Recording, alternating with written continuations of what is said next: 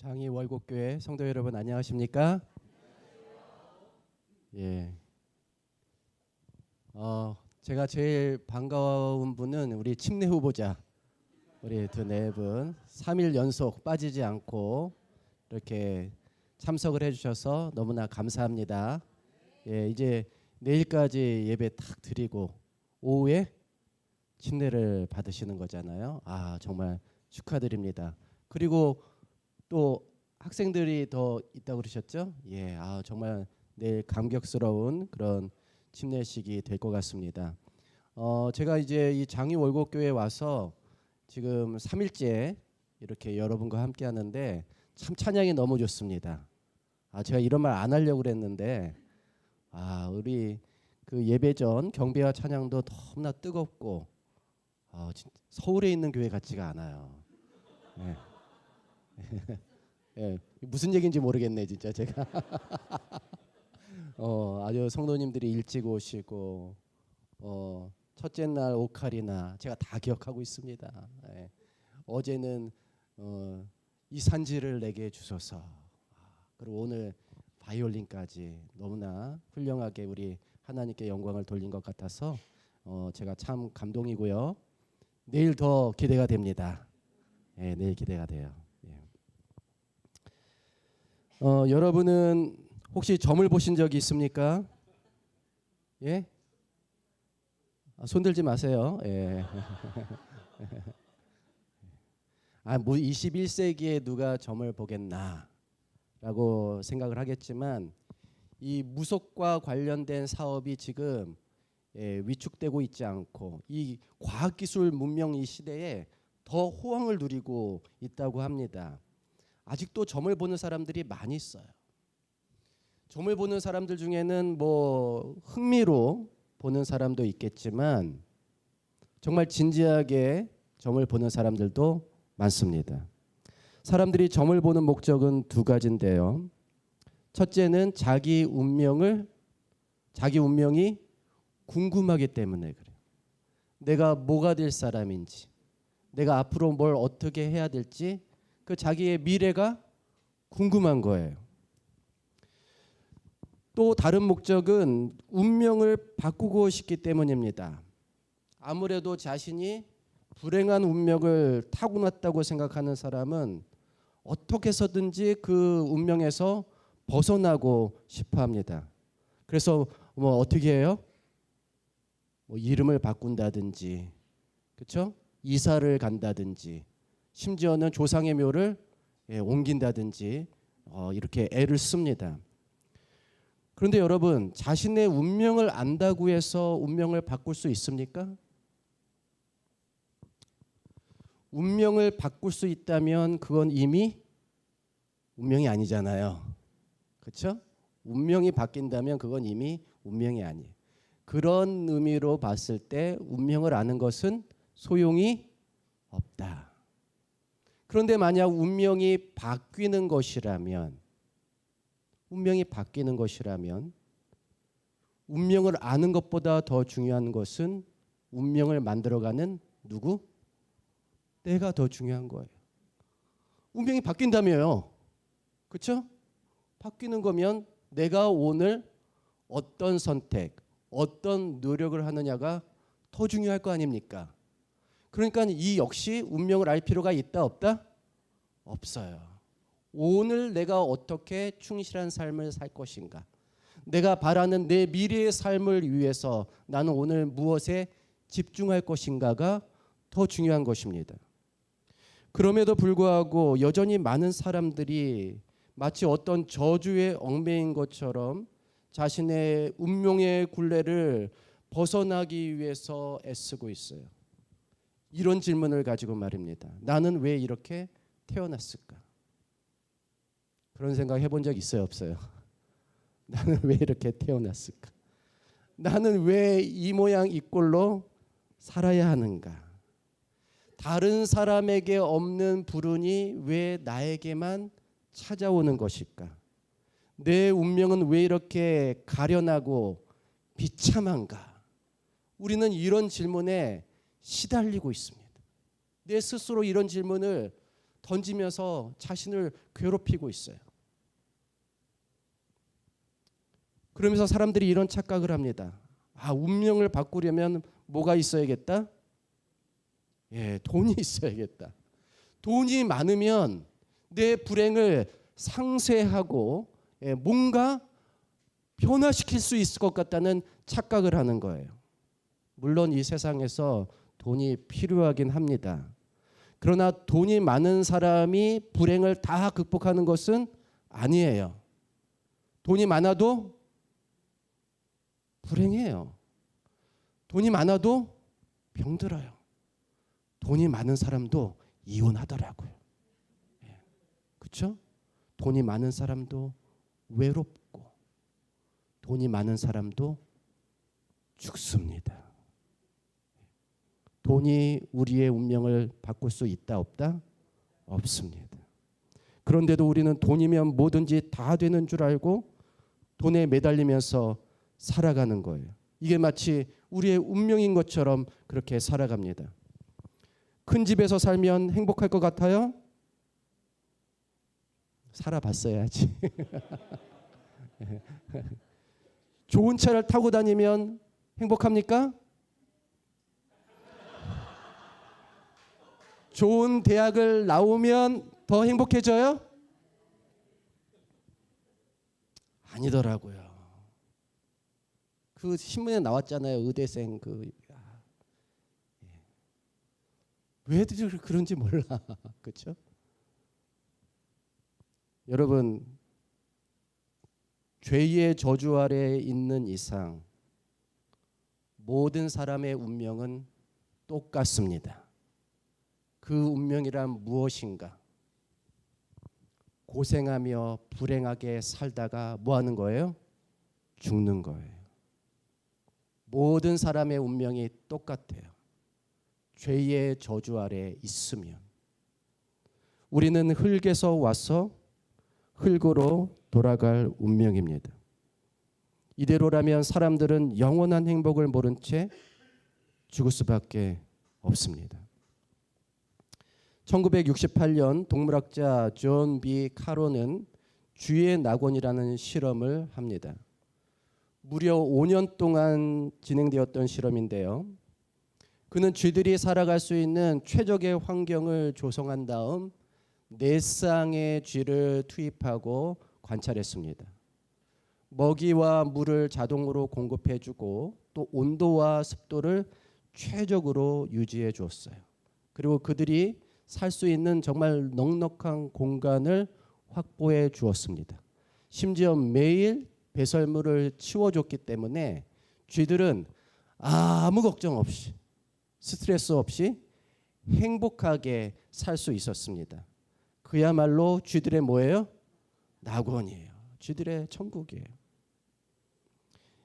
이 낙원은 쥐들이 3,840마리까지 번식해도 서로 경쟁할 필요 없이 넉넉하게 쾌적하게 살아갈 수 있도록 설계되었습니다.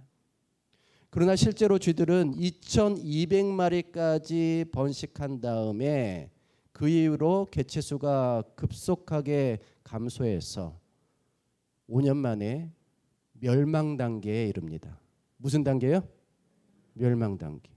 아니 이렇게 살기 좋은데 말이죠. 쫙 증가하다가 갑자기 감소해서 멸망해버린 거예요. 왜 그렇게 됐을까요? 처음에 4쌍을 넣었다고 그랬잖아요. 암수 8마리를 넣은 거예요. 이 쥐들은 공간에 적응한 뒤로 빠르게 번식하기 시작했습니다. 55일마다 개체수가 2배로 증가했어요. 그러다가 어느 순간부터 2배로 증가하는 속도가 현저하게 느려졌습니다. 그러면서 쥐들이 이상행동을 보이기 시작했는데요. 먹이가 충분함에도 불구하고 쥐들이 먹이를 차지하기 위해 서로 싸우기 시작한 것입니다. 먹이가 어떤데? 충분한데. 먹이를 더 많이 차지하기 위해서 싸운 거예요. 싸움에서 승리한 쥐들은 많은 양의 먹이와 넓은 공간을 차지해 갔습니다. 싸움에서 패배한 쥐들은 좁은 공간에서 밀집하여 살면서 적은 양의 먹이만을 먹을 수 있었어요. 즉 이 낙원에 뭐가 생긴 겁니까? 계급이, 빈부격차가 생긴 거예요. 계급이 생긴 겁니다. 싸움은 주로 수컷이 했다고 그래요. 그리고 암컷은 어떤 수컷을 파트너로 삼느냐에 따라 지위가 달라졌다고 합니다. 부유층 암컷은 새끼를 낳아 키우는 별도의 공간을 제공받았고, 새끼를 낳으면 지극정성으로 양육한 반면 빈곤층 암컷쥐는 아무 데서나 새끼를 낳고 빠른 시일 안에 육아를 포기했대요. 아이고 힘들어라. 예. 시간이 흐르자 부유층과 빈곤층에도 속하지 않는 또 다른 그룹이 등장했는데, 이들은 먹이 싸움을 하지 않고 또 일정한 거처 없이 이 낙원의 중앙에 있는 광장에서 지내며 다른 쥐들이 먹다 남은 먹이를 먹으면서 전혀 짝짓기를 하지 않았답니다. 그러면서 쥐의 낙원 안의 출산율이 점점 감소했는데, 이 현상은 심지어 부유층의 쥐들에게까지 영향을 미쳐서 이제는 부유층의 쥐들도 새끼를 낳지 않게 되었다고 합니다.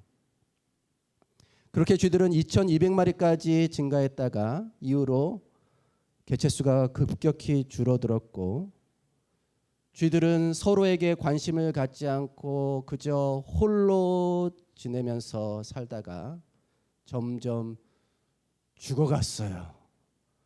그래서 이 쥐의 낙원은 어떻게 된 겁니까? 멸망하게 된 거예요. 멸망했어요. 여러분. 예. 여러분은 이 쥐의 낙원 이야기를 들으면서 무슨 생각을 하셨습니까? 꼭 누구 얘기 같다? 꼭 사람, 인간 사회 같다는 생각을 하셨죠? 특별히 대한민국, 우리나라의 상황과 똑같다는 생각이 드셨을 겁니다. 근데 여러분, 지금 뭐 출산율이 줄어들고 막 젊은 사람들이 결혼 안 하고 애 안 낳고 이런 문제가 지금 우리나라만의 문제가 아니래요. 지금 이 전 세계에서 똑같은 현상이 벌어지고 있어요. 우리나라가 그냥 1등 하고 있는 거예요. 우리나라 1등 하는 거 좋아하니까. 예. 1등 하고 있는 거예요. 여러분, 우리가 이렇게 살다가 세상이 결국 어떻게 되겠습니까? 멸망하겠죠? 예, 멸망합니다. 그런데 의문이 하나 남잖아요. 왜 쥐들은 먹이와 공간이 충분함에도 경쟁하기 시작했을까? 경쟁할 필요가 없는데 왜 경쟁하였을까? 여러분의 생각은 어떻습니까? 이유는 뭘까요? 이유는 뭐예요? 죄 때문이죠. 그렇죠? 우리가 성경 가장 앞에 있는 그 창세기를 보면 하나님은 세상을 어떻게 창조하셨습니까? 완전하게 창조하셨어요. 예.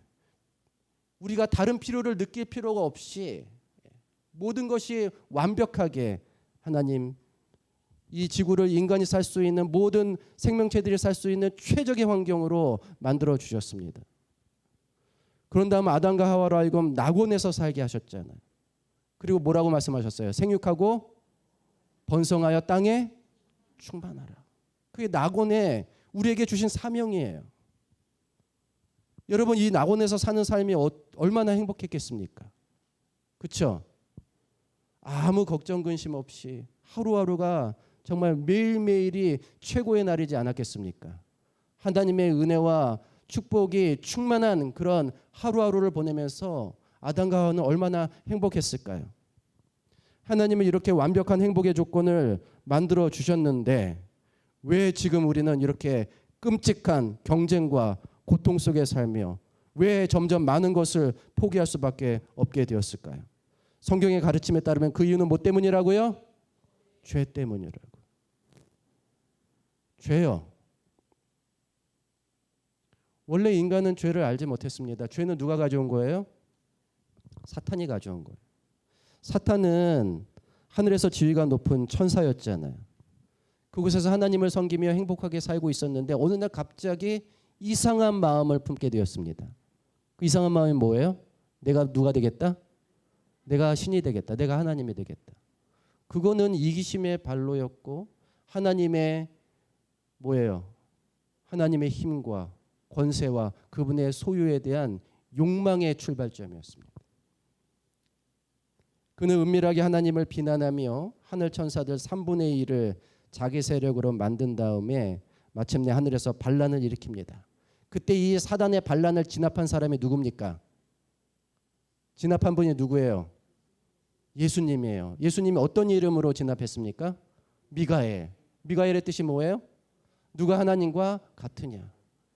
하나님이 되겠다고 하니까 누가 하나님과 같으냐는 이름으로 사탄을 하늘에서 진압했어요. 그래서 사탄과 그의 천사들은 더 이상 하늘에 있지 못하고 이 지구로 내려온 겁니다. 지구로 와서 하늘 천사들을 미혹한 것처럼 아담과 하와를 미혹하여 인간들로 하여금 하나님을 거역하고 자기처럼 욕망을 품고 죄를 지으면서 살도록 타락하게 만든 겁니다. 이 완벽한 세상에서 아무것도 부족한 것이 없는 환경에서 우리가 서로 물고 뜯고 경쟁하면서 살아가는 이유입니다. 죄 때문에. 인간의 죄 때문에 동물들도 영향을 받았어. 약육 강식, 생존 경쟁을 하며 살고 있습니다. 문제는 이렇게 살다가 결국 다 어떻게 된다는 거예요? 죽는다는 거예요. 이것이 현재 저와 여러분의 운명입니다.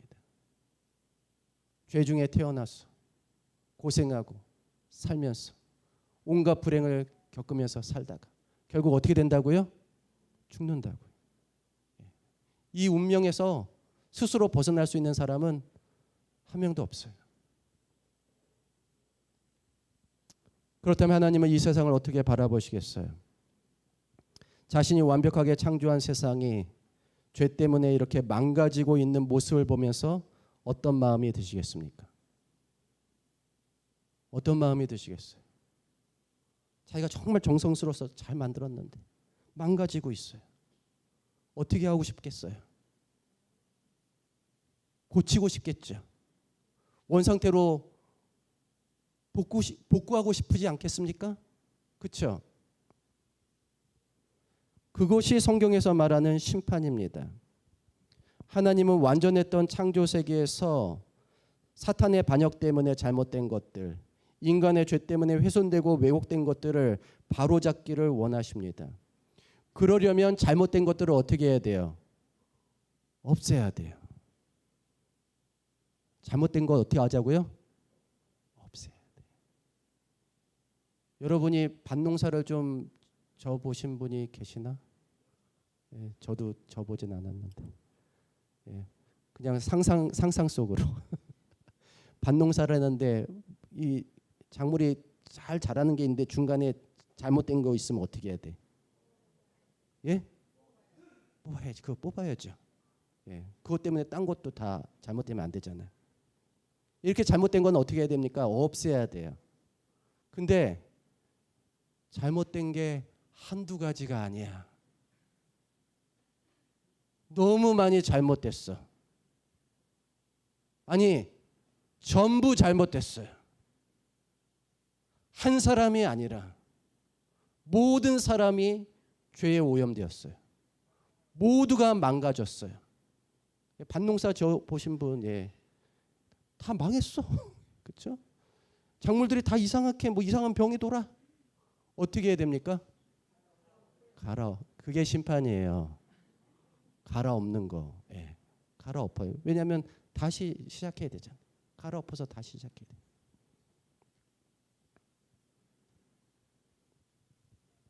영상 들어주세요.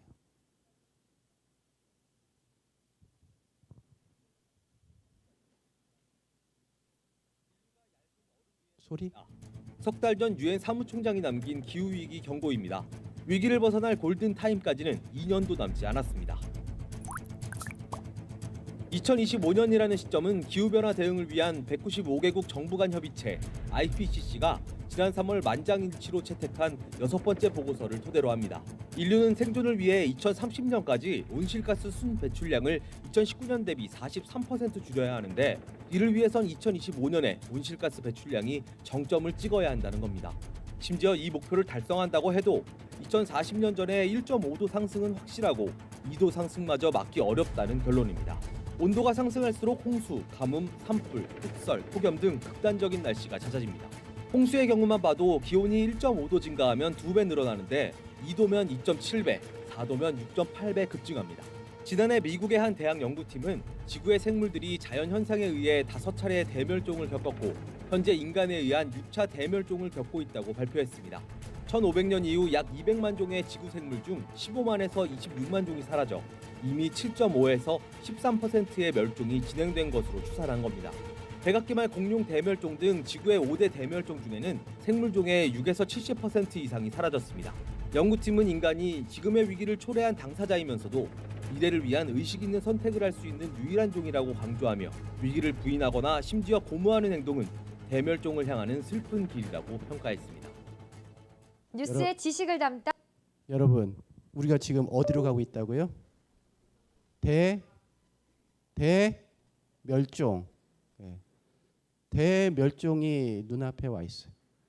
하나님의 심판이 이르기 전에 인간이 스스로 지금 멸망을 자초하고 있습니다. 그 원인은 인간의 죄와 욕심 때문에 빚어진 생태계의 파괴 그리고 기후 변화입니다. 우리가 멸망을 재촉하고 있어요. 인간이 스스로 멸망해 가고 있습니다. 따라서 하나님의 심판도 분명히 가까워 오고 있는 것입니다. 그러면 하나님이 이 세상을 심판하시면 우리는 어떻게 될까요? 여러분은 어떻게 될까요? 잘못된 것들은 어떻게 한다고 그러셨는데? 갈아엎은다고 했는데 하나님 막 이 세상을 다 갈아엎을 때 우리는 어떻게 되냐고요? 여러분은 어떻게 되냐고요? 여러분은 뭐 잘못된 거 없어요? 여러분의 삶에 잘못된 거 있어요? 없어요? 많아요? 그럼 어떻게 돼야 돼요? 갈아엎어져야겠네. 예. 하나님은 이 세상을 다시 복구하기를 원하세요. 새롭게 만들기를 원하세요. 잘못된 것들은 다 없애기를 원하세요. 그러면 잘못된 나도 어떻게 돼야 돼요? 없어져야 돼. 우리는 멸망의 대상입니다. 우리는 모두가 심판의 대상이에요. 성경은 타락한 우리의 상태를 이렇게 설명하고 있습니다. 또한 그들이 마음에 하나님 두기를 싫어하며 하나님께서 그들을 그 상실한 마음대로 내버려 두사 합당하지 못한 일을 하게 하셨으니 곧 모든 불의, 추악, 탐욕, 악의가 가득한 자요, 시기, 살인, 분쟁, 사기, 악독이 가득한 자요, 수군수군하는 자요, 비방하는 자요, 하나님께서 미워하시는 자요, 능욕하는 자요, 교만한 자요, 자랑하는 자요, 악을 도모하는 자요, 부모를 거역하는 자요, 우매한 자요, 배약하는 자요, 무정한 자요, 무자비한 자라. 누구 얘기입니까? 예. 갈아엎어야 돼요. 예. 또 이런 말씀도 있습니다. 육체의 일은 분명하니 곧 음행과 더러운 것과 호색과 우상숭배와 주술과 원수 맺는 것과 분쟁과 시기와 분냄과 당짓는 것과 분열함과 이단과 투기와 술취함과 방탕함과 또 그와 같은 것들이라. 전에 너희에게 경계함과 같이 경계하노니 이런 일을 하는 자들은 하나님의 나라를 유업으로 받지 못할 것이요. 이런 마음을 우리가 가지고 있는데 구원받을 수 있겠습니까? 하나님의 심판을 피할 수 있겠습니까? 정말 너무 두렵고 떨립니다. 그러나 우리 하나님은 자비로운 분이세요. 하나님은 이 세상을 심판하실 때 우리가 그 심판을 피하고 구원받기를 바라고 계십니다. 그리고 그 심판을 피할 수 있는 길을 내주시고 우리가 그 길을 따르기를 바라고 계세요. 여러분, 그 길은 어디에 있습니까? 그 길은 누구를 통해 나는 것입니까? 이 말씀을 다 같이 읽겠습니다. 시작.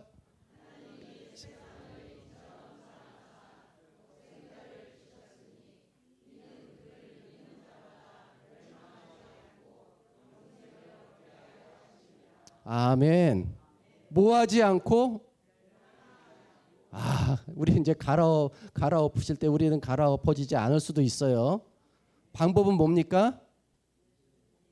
예수님을 믿으면, 하나님이 사랑하셔서 우리에게 보내주신 예수님을 믿으면 우리는 멸망하지 않고 하나님이 원래 계획하셨던 영원토록 행복한 삶을 누리면서 살 수 있다는 것입니다.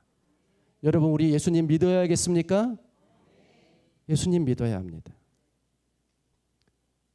저나 여러분이나 이대로 그냥 살면 멸망할 수밖에 없는 운명입니다. 그러나 예수님을 믿으면 우리의 운명이 바뀝니다. 멸망할 수밖에 없는 운명에서 영원한 삶을 누릴 수 있는 운명으로 바뀝니다. 여러분, 운명을 바꾸십시오. 점쟁이 찾아가지 말고 누구를 믿어라? 예수를 믿어라. 예수를 믿으면 운명이 바뀐다고요. 사진 속 인물은 닉 부이치치입니다. 여러분도 잘 알고 계신 것처럼 닉은 해표지증이라고 하는 선천적 질환을 앓고 태어났습니다. 우리는 보통 사람을 일컬어 사지가 멀쩡하다고 그러잖아요. 그런데 닉에게는 사지가 없습니다. 팔 양쪽, 다리 양쪽 다 없어요. 그렇게 태어났어요. 그는 자신이 안고 있는 이 심각한 장애 때문에 8살 때부터 자살을 생각합니다. 그리고 10살 때는 실제로 자살을 3번이나 시도해요. 욕조에 빠져 죽으려는 시도를 했습니다. 그만큼 그는 극도의 불행감을 안고 살아갔습니다. 그러나 그가 죽기 위해 욕조에 3번째로 자살 시도를 할 때 그의 머리에 스치고 지나가는 생각이 있었어요. 그건 뭐냐면 장애인 아들을 낳아서 큰 짐을 짊어지고 살아가는 아버지와 어머니가 자신이 죽으면 짐이 가벼워지는 것이 아니라 오히려 더 불행해지실 것이라고 하는 그런 생각이었어요. 그래서 그는 차마 죽지 못하고 살아가야 했습니다. 그러던 어느 날 그의 삶의 극적인 터닝 포인트를 맞이하게 됩니다. 성경을 읽다가 하나님을 만납니다. 성경에 어떤 말씀이었냐면 한 시각장애인의 삶에 하나님의 계획이 있었다고 하는 그 말씀을 읽은 거예요. 그 말씀을 읽으면서 참 흥미롭다. 이 장애인에게 계획이 있다니, 그것도 하나님의 계획이 있다니. 그렇다면 내 삶에도 하나님의 계획이 있겠구나. 그는 그 믿음을 가지고 자신의 불행을 극복하면서 살게 되었어요. 그리고 지금은 전 세계를 누비며 모든 사람들에게 희망과 용기를 주는 동기부여 강사로 지금 살아가고 있습니다. 아마도 그의 강연하는 모습을 많은 분들이 보셨을 거예요. 우리나라에도 여러 차례 방문했고 또 힐링 캠프에도 출연하기도 했습니다. 하지만 동기부여 강사로 알려진 그의 실제 직업이 무엇인지 아는 사람은 많지 않아요. 영상 들어주세요.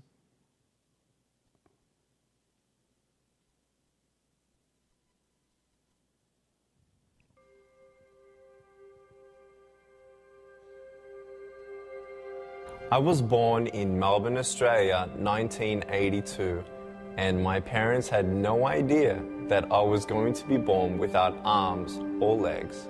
I was the only one that I ever saw without limbs. My faith in Jesus Christ was sealed after 7 years of wondering why, God, I was born this way. He answered me very clearly through John chapter 9. And I gave my life to Jesus at 15 after reading about how he came across a man who was born blind. And I'm like, hey, hold on a second. This looks interesting. And no one knew why he was born that way. I'm like, perfect.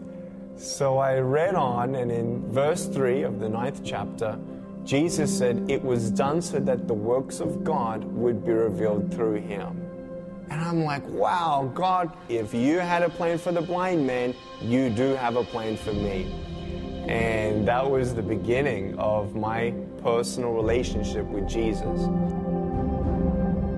Youth groups were starting to call me, churches were starting to call me, opportunities were opening up everywhere for me to share my testimony. I was speaking in front of 300 sophomore public high school students. 3 minutes into it, half the girls were crying. One girl in the middle of the room started weeping. She put up her hand and she said, "I'm so sorry to interrupt, but can I come up there and give you a hug?" In front of everyone, she came and she hugged me. She cried on my shoulder and whispered in my ear, "No one's ever told me that they love me. No one's ever told me that I'm beautiful the way that I am." I couldn't believe it. It changed my life. At that moment, I knew God was ministering to her through me.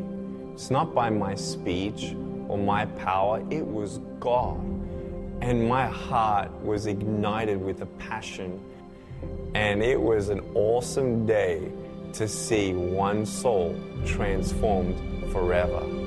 That was when I knew I was called to be a worldwide evangelist. Do not leave here unchanged. Leave here unchanged. You don't know what God can do with your broken pieces until you give God your broken pieces. And I want you to know when you fall down, God's grace is sufficient. God's hand will come down and pick you up and give you the strength to get back up. In the first 7 years of ministry, God opened up doors for me to speak 2,000 times across 44 countries on 6 continents, from university campuses, 40,000 students in China, to India, where we're talking to sex slaves, to crowds in the jungle of India, 110,000 people, down to Indonesia and all of Southeast Asia, to speaking at congresses of nations like Colombia and Costa Rica, where you see the leaders of that nation commit that country to the Lord Jesus. To Korea and speaking into the next generation about depression and suicide, and to Eastern Europe, where we did Serbia, Slovenia, and Croatia. And then doors in the Middle East. The message of hope was spread throughout the whole Arab world. That is God. And we know we've just begun.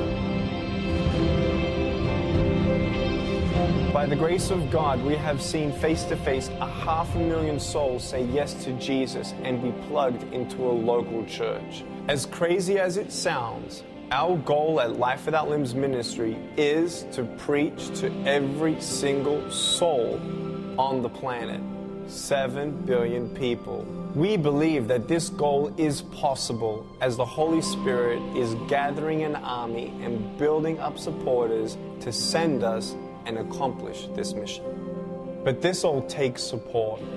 And yes, I ask for your prayers. Pray for us. Pray for our board. Pray for our staff and our team. But we could not do this much where we've come this far without the people who financially support us in actively sending us to complete the mission before us. We are praying by faith that the Holy Spirit speaks to you about supporting us and becoming a partner in helping us to accomplish this awesome mission ahead. 여러분,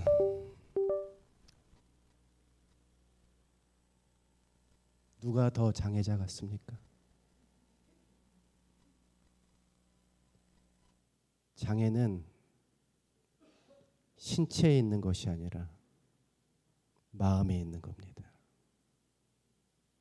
불행은 우리의 사는 모습에 있는 것이 아니라 마음에 있는 것입니다. 우리를 불행에 빠뜨리는 죄의 저주는 겉모습에 있는 것이 아니라 우리 마음에 있는 것입니다. 예수님이 우리의 운명을 바꿔주신다고 하는 것은 우리의 팔다리를 길어지게 한다는 뜻이 아니라 우리의 마음의 상태를 변화시켜 주신다고 하는 뜻입니다. 예수님을 믿으십시오. 예수님을 믿으면 우리의 운명은 변화됩니다. 그럼 예수님을 믿을 때 그분은 어떻게 우리의 운명을 변화시킬 수 있습니까? 그분에게는 우리를 그렇게 해주실 만한 자격이 있습니다. 어떻게 해요? 그가 찔림은 우리의 허물 때문이요. 그가 상함은 우리의 죄악 때문이라. 그가 징계를 받음으로 우리는 평화를 누리고 그가 채찍에 맞음으로 우리는 나음을 받았도다. 아프실 이유가 없는 주님께서 우리를 위해서 병드셨습니다. 징계를 받을 이유가 없는 그분께서 우리 대신 벌을 받으셨습니다. 죽으실 이유가 없는 그분께서 우리를 대신하여 죽으셨습니다. 그분은 십자가에서 이 큰 희생을 치르고 나서 우리의 저주스러운 운명을 자신이 가져가고 자신이 누릴 수 있는 최고의 운명을 우리에게 나눠주기로 하셨습니다. 운명을 바꾸실 수 있는 자격이 누구에게 있다고요? 예수님에게 있는 겁니다. 십자가에서 예수님은 그 자격을 얻으셨습니다. 예수님을 믿읍시다. 예수님을 믿으세요. 그리고 운명을 바꾸시기 바랍니다. 아들이 부모님을 모시고 병원에 갔습니다. 이유는 자신의 시력이 급속하게 나빠졌기 때문이에요. 의사는 아들의 각막이 얇아져서 언젠가는 실명하게 될 것이라고 말해 주었습니다. 치료 방법은 없고 각막 기증을 받아야 하는데 친족이 아니면 실패할 확률이 높다고 이야기합니다. 그러자 아버지는 선뜻 부모가 각막을 줄 수 있냐고 묻습니다. 의사는 그것이 가장 좋기는 하다고 말합니다. 아들은 어떻게 아빠 엄마의 각막을 받느냐고 만류하지만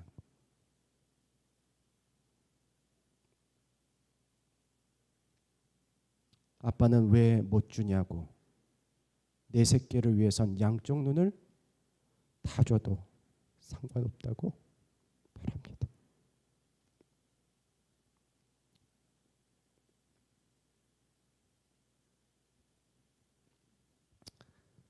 다행히 이건 부모의 사랑을 확인하기 위한 일종의 몰래 카메라였습니다. 여러분들 안심하세요. 몰래 카메라였어요. 그러나 한치의 주저함 없이 자신의 눈을 주겠다고 하는 아버지의 말에 아들은 말문이 막힙니다. 자식을 끔찍하게 사랑하는 부모라면 자식을 위해 무엇이든지 할 수 있습니다. 눈을 줄 수도 있고 장기를 떼줄 수도 있고 목숨을 줘야 된다면 목숨을 줄 수도 있습니다. 그것이 부모의 마음입니다.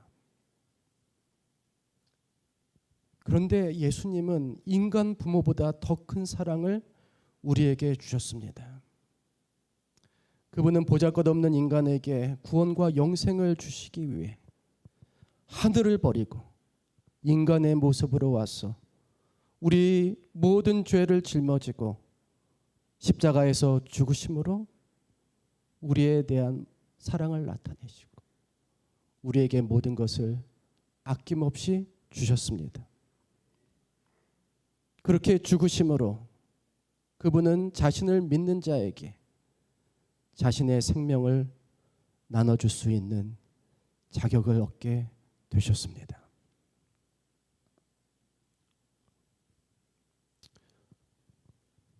어느 훌륭한 목사님이 있었다고 그래요.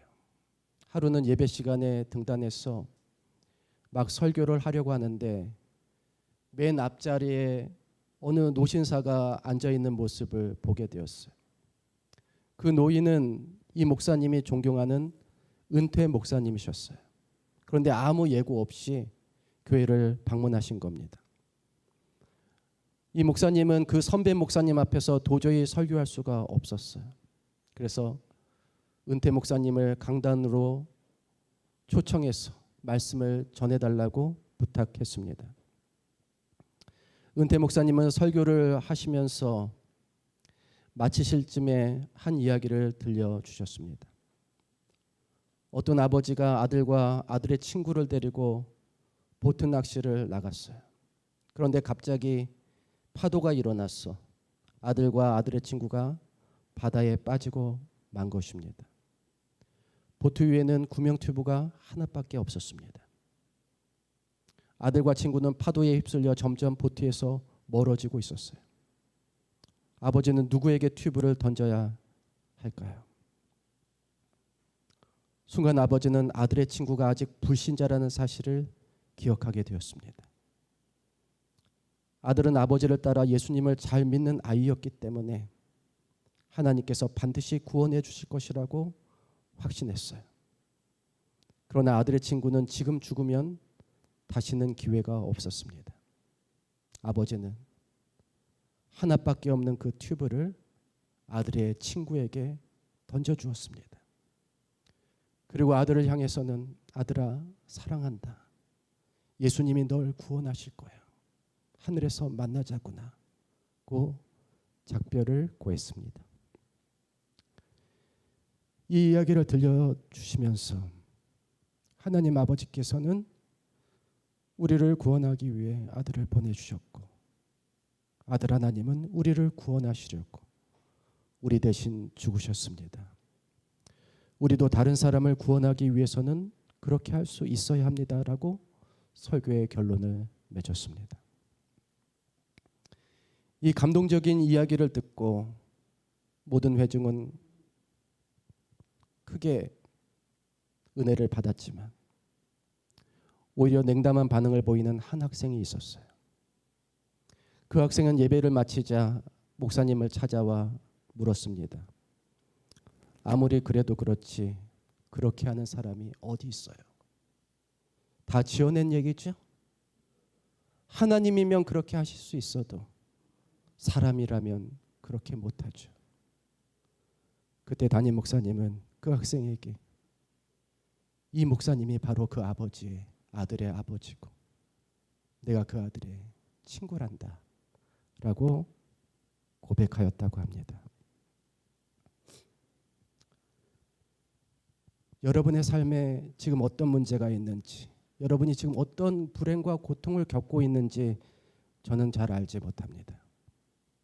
그러나 확실히 아는 것은 우리의 어떤 노력으로도 내 삶을 짓누르고 있는 죄의 저주로부터 결코 나를 해방시킬 수 없다고 하는 것입니다.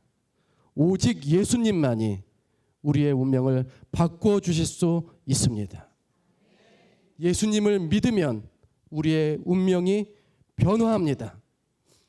그분에게는 그렇게 할 수 있는 능력과 자격이 있습니다. 만약 좌절과 실패로 얼룩진 과거와 현재의 삶에서 벗어나서 새로운 삶을 살기를 원하신다면 우리 모두 예수님을 믿읍시다. 절망뿐이었던 삶에 희망이 샘솟을 것입니다. 내 인생에도 하나님의 계획이 있음을 깨닫게 될 것입니다. 하나님께서 여러분의 삶에 빛을 비춰주시고 여러분의 삶을 복되게 하여 주시기를 간절히 바라며 말씀을 마치겠습니다. 기도하겠습니다.